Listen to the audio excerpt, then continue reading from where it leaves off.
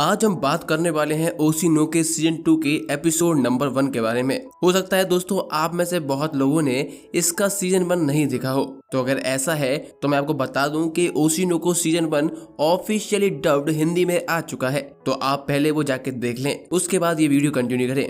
इस एपिसोड की शुरुआत वहीं से होती है जहां पर लास्ट सीजन खत्म हुआ था। पिछले सीजन में हमने देखा था कि एक्वा, अरीमा और अकाने को टोक्यो ब्लेड नाम के नाटक में काम करने को मिल जाता है, जो कि एक मांगा के ऊपर बेस्ड होता है। अब आगे इस एपिसोड की शुरुआत में हमें टोक्यो ब्लेड नाटक के बारे में बताया जाता है। इस नाटक में हमें बताया जाता है कि एक बड़ी लड़ाई के दौरान 21 लेजेंडरी ब्लेड्स जापान में चारों तरफ गुम हो जाती हैं। एक लड़के को उनमें से एक ब्लेड मिलती है। ये कहानी उसी लड़की की होती है। इस लड़के का नाम ब्लेड होता है। इस नाटक में ब्लेड के अलावा कुछ और मेन कैरेक्टर भी होते हैं, जिनके नाम शुरिकेन, किजामी, मोनमे, टोकी और साया ही में होता है। इसके बाद हमें कास्ट के बारे में बताया जाता है, जो एक कैरेक्टर्स को प्ले कर रहे होते हैं। एक्वा एज ए टोकी और अकाने एज ए साया ही में प्ले कर रहे होते हैं। शुरिकेन का रोल अरीमा को, किजामी का रोल आयु नारुशिमा को और साकायु मोनमे का रोल प्ले करता है।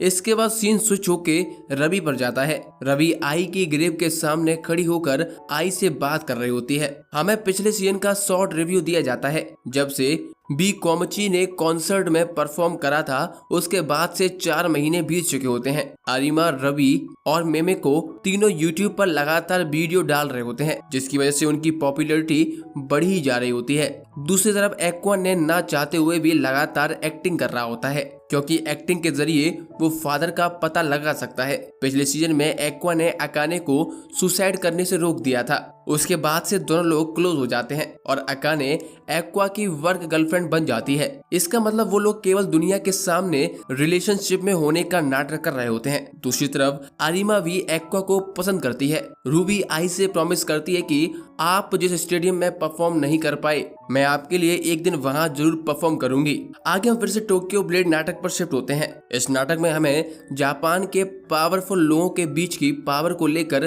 कॉन्फ्लिक्ट दिखाई जाती है। इसमें शुरिकेन यानी कि अरीमा शिंजुकु क्लस्टर का पार्ट होती है। इस क्लस्टर का पार्ट नाटक का हीरो ब्लेड भी होता है, जबकि टोकी यानी कि एक्वा और साया हिमे यानी अकाने दोनों शिबुया क्लस्टर का हिस्सा होते हैं, जो हीरो के अपोजिट रोल प्ले करने वाले हैं। ये पूरा नाटक शिबुया के कॉन्फ्लिक्ट पर होता है, जहाँ पर शिबुया और शिंजुकु दोनों आपस में लड़ेंगे। एक्वा स्क्रिप्ट को देखकर सोच रहा होता है कि मेरे अरीमा के साथ सीन बहुत ही कम है। ये देखकर अकाने एक्वा से पूछती है, क्या तुम इस बात से दुखी हो? मैंने देखा था कि तुम और अरीमा एक दूसरे को पहले से जानते हो। इस पर एक्वा कहता है, नहीं नहीं, ये तो अच्छी बात है, क्योंकि अरीमा एक्टिंग में बहुत अच्छी है, उसके सामने मैं तो बहुत फीका दिखूंगा। अकाने एक्वा से और एक्टिंग के बारे में बात करने की कोशिश करता है, पर एक्वा कहता है कि मुझे एक्टिंग बिल्कुल भी पसंद नहीं है। एक्वा के लिए एक्टिंग करने का केवल एक ही मकसद है, वो है कि आई के कातिल यानी अपने फादर को ढूंढ सके।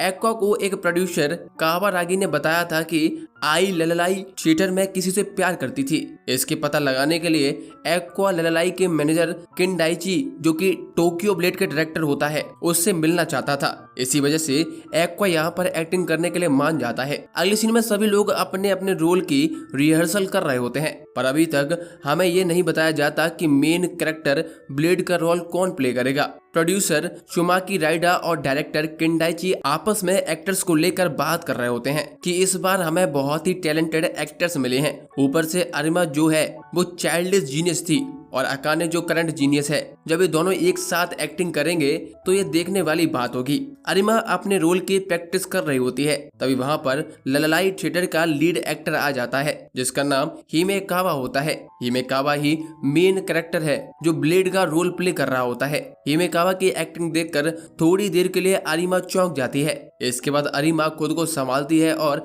हिमे कावा की एक्टिंग से मोटिवेट होकर अरीमा भी अपना बेस्ट देना शुरू कर देती है। दोनों की एक्टिंग देखकर सभी लोग हैरान ही हो जाते हैं। अरीमा की एक्टिंग देखकर अकाने सोचती है कि मैंने कभी नहीं सोचा था कि अरीमा कुछ ऐसा भी कर सकती है। मैंने कभी अरीमा को अपनी एक्टिंग स्किल्स शोकेस करते हुए नहीं देखा है। मुझे नहीं लगा था कि वो अपनी एक्टिंग से कभी दूसरों को अट्रैक्ट करने की कोशिश करेगी। अरिमा की एक्टिंग देखकर किनडाइची सुमाकी से कहता है कि आजकल लड़ाई के एक्टर्स कुछ अच्छा परफॉर्म नहीं कर रहे थे, उन्हें थोड़ी मोटिवेशन की जरूरत थी।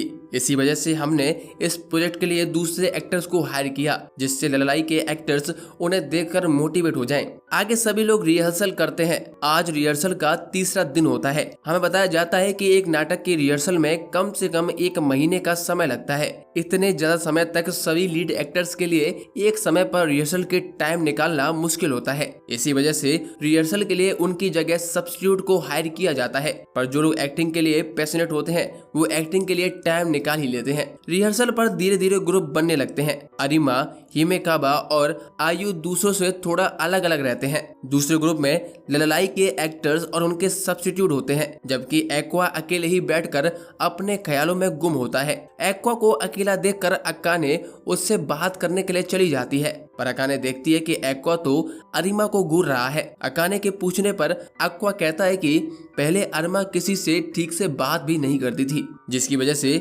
उसने कई सारे रोल्स को गवा दिए, पर अब उसने लोगों के साथ बहुत अच्छे से कोऑपरेट करना सीख लिया है। वो उनकी एक्टिंग स्टाइल्स भी मैच करने की कोशिश करती है। अगर कोई साधारण एक्टिंग करता है तो अरिमा भी सेम करती है, पर हिमेकाबा की एक्टिंग ने अरिमा को भी अपना बेस्ट देने के लिए फोर्स किया है। इसके बाद एक्वा अकाने से कहता है कि अगर तुमने कुछ नहीं किया तो तुम अरिमा से हार जाओगी। अकाने और अरिमा दोनों बचपन के राइवल होते हैं। ऊपर से दोनों लोग एक्वा को पसंद करते हैं। एक्वा के मुंह से अरिमा की तारीफ सुन के अकाने गुस्सा हो जाती है। अकाने एक्वा से कहती है कि तुम्हें अपनी एक्टिंग पर ध्यान देना चाहिए, कहीं तुम ना हार जाओ। इस पर एक्वा कहता है मुझे जीतना ही नहीं है, मुझे पता है जो टैलेंटेड है मैं उनसे नहीं जीत सकता हूँ। अगली सीन में अकाने अपने रोल की प्रैक्टिस कर रही होती है, पर डायरेक्टर को अकाने की एक्टिंग कुछ ज्यादा पसंद नहीं आती है। असल में अकाने का जो कैरेक्टर होता है साया हिमे, वो टोकी की फियांसे के रूप में इंट्रोड्यूस करवाया जाता है। ऊपर से ओरिजिनल स्टोरी में साया हिमे के इतने ज्यादा सीन्स भी नहीं होते हैं। इसी वजह से अकाने साया हिमे के कैरेक्टर को ठीक से समझ नहीं पा रही होती है और उसे खुद से बनाने की कोशिश भी करती है। साया हिमे ओरिजिनल स्टोरी में बहुत ही दयालु और लड़ाई से दूर रहती है, पर नाटक की स्टोरी में साया हिमे लड़ाई को और ज्यादा भड़का रही होती है। इस वजह से अकाने ठीक से एक्टिंग नहीं कर पा रही होती। रिहर्सल का 5वां दिन होता है। आज सेट पर नाटक का राइटर गोवा आया हुआ होता है। अकाने उससे साया हिमे के रोल के बारे में बात करना चाहती है, पर वो डर रही होती है। इसी वजह से एक्वा खुद जाकर गोवा से कहता है अकाने आपसे नाटक को लेकर कुछ बात करना चाहती है। अकाने अभी भी थोड़ा डरते हुए गोवा से साया हिमे के बारे में बात करती है, जिस पर गोवा अकाने को समझाता है कि हमें पूरी मांगा को एक छोटे से नाटक में दिखाना है। इसके लिए हमें स्टोरी में कुछ चेंजेस करने होंगे। एक छोटे से नाटक में सब कुछ दिखाना पॉसिबल नहीं है, इसीलिए हमें स्टोरी को इतना सिंपल रखना है जिससे लोगों को वो समझ आ सके। आगे गोवा अकाने से कहता है कि अगर तुम्हें दिक्कत आ रही है तो मैं स्टोरी को थोड़ा चेंज कर सकता हूँ, पर डायरेक्टर किनडाइची मना कर देता है और कहता है कि अगर हमने नाटक को ज्यादा खींचा तो ऑडियंस बोर हो जाएगी। ऊपर से स्क्रिप्ट के हिसाब से मुझे ये स्टोरी ठीक लग रही है। डायरेक्टर अकाने से कहता है कि तुम कैरेक्टर पर इतना ज्यादा जोर देने की बजाय केवल नाटक में फिट होने की कोशिश करनी चाहिए, जिससे स्टोरी लोगों तक पहुंच सके। अकाने इस बारे में सोच रही होती है, तभी वहां पर टोक्यो ब्लेड मांगा की राइटर आ जाती है। इसका नाम अविको होता है। अविको एक इंट्रोवर्ट टाइप की लड़की होती है जो अपनी असिस्टेंट किचिजोजी के पीछे छुपती रहती है। किचिजोजी अरिमा और एक्वा को देखकर बहुत खुश होती है, क्योंकि दोनों ने उनके नाटक में अच्छा परफॉर्म किया था। आयु भी उस नाटक में था, पर उसकी एक्टिंग बहुत ही ज्यादा खराब थी। इस वजह से किचिजोजी उसे देखकर बिल्कुल भी खुश नहीं होती। थोड़ी देर तक सभी एक्टर्स की एक्टिंग देखकर अवी को इतनी ज्यादा इम्प्रेस हो जाती है कि पूरी टोक्यो ब्लेड की स्क्रिप्ट चेंज करने के बारे में कहती है। ये सुनकर सभी लोग बहुत ज्यादा हैरान हो जाते हैं और इसी के साथ ये एपिसोड खत्म हो जाता है। दोस्तों बताइए आपको ये एपिसोड कैसा लगा और हमारा एक्सप्लेनेशन आपको कैसा लगा है, कमेंट जरूर करिए।